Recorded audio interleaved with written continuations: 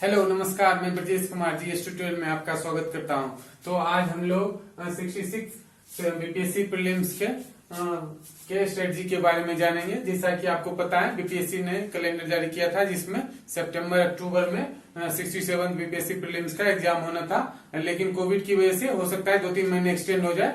तो हम लोग अभी से किस तरह प्लानिंग करके चैप्टर वाइज, टॉपिक वाइज कहां से करें उसके बारे में डिस्कस करेंगे और एक रोड मैप बनाएंगे अगले 4-5 महीने में किस तरह पूरे जीएस को कवर करके बीपीएससी प्रीलिम्स को हम लोग क्वालिफाई करेंगे, उसके बारे में जानते हैं। जैसा कि आपको पता होगा कि इसमें एक पेपर ही होता है जनरल स्टडीज का, जो कि 150 क्वेश्चन होते हैं 2 घंटे का, और 150 मार्क्स भी होता है। और इसमें सबसे बड़ी बात होती है कि निगेटिव मार्किंग नहीं होता है, लेकिन इसमें इसके क्वेश्चन पेपर आप देखिएगा तो आपको पता चलेगा इसमें नंबर ऑफ ऑप्शन बाकी एग्जाम्स में 4 होते हैं, लेकिन बीपीएससी में 5 होते हैं। और उसे गौर से देखने पे आपको पता चलेगा कि वो 5 नहीं 6 होते हैं।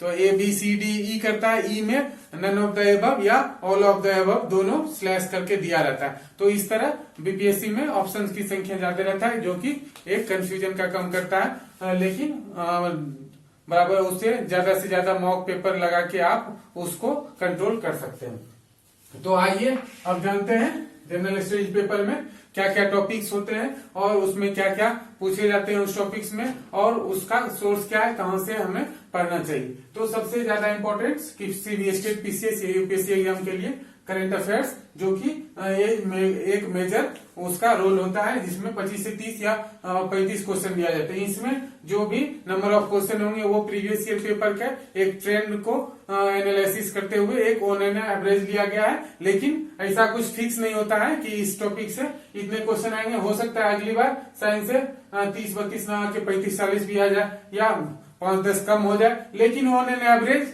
एक मतलब एनालिसिस करने पर देखा गया है कि ऑन एन एवरेज इतना होता है। 2-4 क्वेश्चन ऊपर नीचे हो सकता है, लेकिन एक एवरेज इतना ही होता है।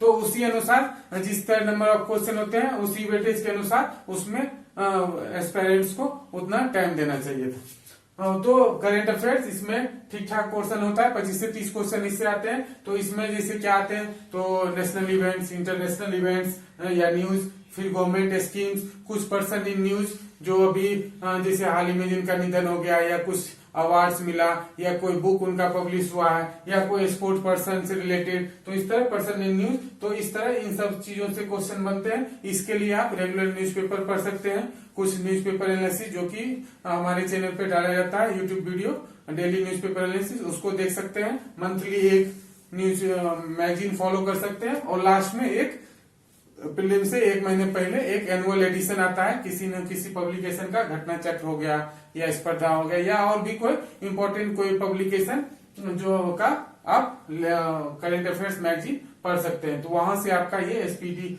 एक्सेट्रा कोई एक मैगजीन एनुअल और एक मंथली आप साइड बाय साइड उसे मंथली करते रहिए, और लास्ट में एनुअल मैगजीन पढ़िए। उससे मैक्सिमम क्वेश्चन वहीं से इस पोर्शन का आ जाता है। तो इसके लिए ज्यादा टेंशन लेने की जरूरत नहीं, लेकिन इसे मंथली मैगजीन से हर महीने देखते रहना चाहिए। उसके बाद आते हैं हिस्ट्री। हिस्ट्री एक स्टेट पीसीएस में one of the important subject हो जाता है, जिसमें कि आपको पता है कि मॉडर्न हिस्ट्री, मेडिएवल हिस्ट्री और एंशिएंट हिस्ट्री तीनों आते हैं। तो मॉडर्न का पोर्शन सबसे ज्यादा होता है, उसके बाद एंशिएंट और मेडिएवल से कम ही होते हैं, 4-5 क्वेश्चन होते हैं। एंशिएंट से 7-8 तक आ जाते हैं, मॉडर्न से 10 से 15 क्वेश्चन मिनिमम होते ही हैं। तो मॉडर्न में आपको पता है कि कौन सा बुक फॉलो करना है।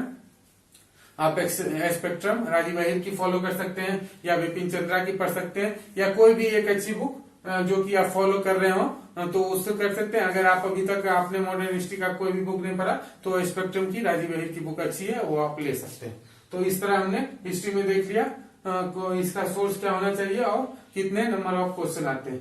ठीक है, साइंस में आप ये भी एक मेजर रोल प्ले करता है। इसमें 20 से 25 क्वेश्चन या 30 क्वेश्चन तक भी कभी कभी आ जाते हैं। तो इसमें सबसे ज्यादा क्वेश्चन बायोलॉजी से आता है, फिर केमिस्ट्री, फिर फिजिक्स। तो इसको आप घटना चक्र का एक पूर्वालोकन सीरीज आता है, वहां से देख सकते हैं। उसके बाद आप लुसेंट पब्लिकेशन की बुक में साइंस वाला पोर्शन अच्छे से कवर सकते हैं। उसके बाद 9th और 10th की एनसीईआरटी अच्छे से आप देख लीजिए, तो वहां से आपका काम पूरा साइंस का हो जाएगा। लेकिन ये 2 टॉपिक सबसे ज्यादा वेटेज रखने वाला स्टैटिक पोर्शन में अगर कोई है स्टेट पीसीएस एग्जाम में हिस्ट्री और साइंस ही है, तो इस दोनों टॉपिक को अच्छे से कमांड करना चाहिए, जिससे कि आपको इसमें गलती होने की चांस कम से कम हो और आप ज्यादा से ज्यादा इस टॉपिक पर स्कोर कर सकते हैं। क्योंकि ये चूंकि स्टैटिक पोर्शन है तो एक बार अगर आपने कवर कर लिया तो बस उसी को रिवाइज करना होता है, क्योंकि इसमें कुछ नया एडिशन नहीं होता। उसके बाद ज्योग्राफी में आपको पता है इंडियन ज्योग्राफी वर्ल्ड ज्योग्राफी दोनों पार्ट होता है, लेकिन इंडियन ज्योग्राफी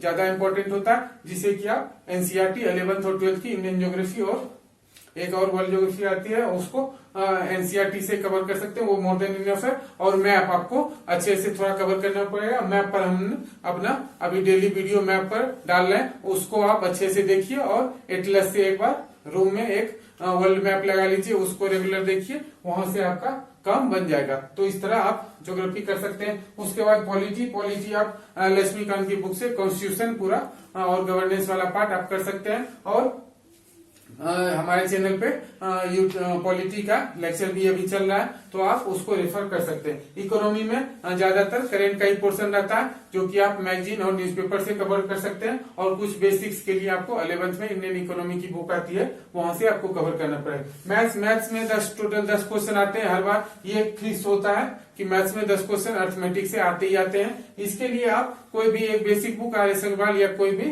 कॉम्पिटिटिव एग्जाम का आप प्रीवियस ईयर का अच्छे से सॉल्व करके उसके बाद उनसे प्रैक्टिस कर सकते हैं। ये एक अच्छा रोल प्ले करता है, क्योंकि 10 क्वेश्चन बहुत लोग जिनका मैथ थोड़ा सही रहता है वो 10 में 10 सही करके आते हैं, और ये सिलेक्शन में अच्छा रोल प्ले करता है। तो इसे केवली इग्नोर ना करें मैथ्स को। अगर आपका थोड़ा वीक है तो अभी से आप कुछ टॉपिक्स जो इम्पोर्टेंट है like profit and loss, interest, number system और इसी तरह और भी 2-4 टॉपिक आप उससे देख सकते हैं, रेशियो एंड प्रोपोर्शन, परसेंटेज।